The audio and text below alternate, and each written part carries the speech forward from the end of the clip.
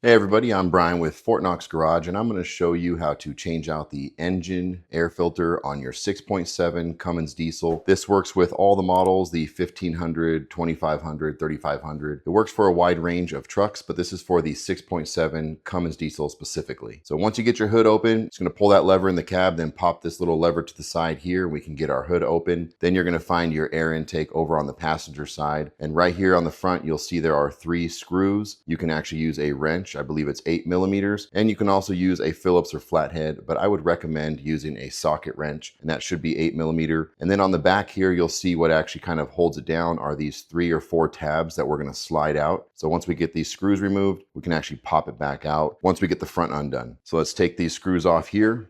And now that we have all 3 out, we can go ahead and pull up and kind of pull it out towards you, and it should pull out those tabs. It should pop right out just like that. Then we can see our air filter here.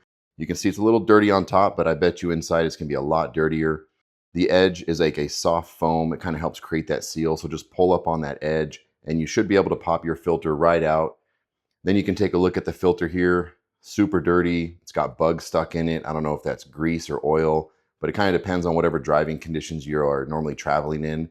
But they say you should change it out every 10,000 miles or so. I like to do it every 5 to 10,000 miles. It's not really expensive and it really does help your motor and the gas mileage. And this right here is a direct replacement. I'll put a couple links for a few options. This should be a factory replacement. Again, just a few dollars.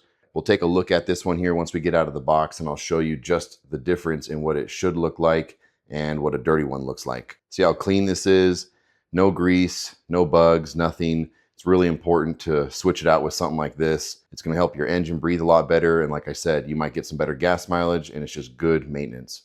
So now we have our new filter. We're going to just pop it back in the same way that we took the other one out. Go ahead and seat it in there, and then make sure it's sitting flush and kind of get that soft edge again, seated all the way around. It should be nice, snug fit. Then we can go ahead and line up those 4 tabs on the back, slide them in, and then kind of sandwich it down. And then we can line up those screw holes. And then just like we did to take it off, we're going to put those screws back in, tighten all 3 all the way around, and then we're done. Hope you guys found this video helpful. If you haven't already, hit like, hit subscribe, and I'll see you on the next one.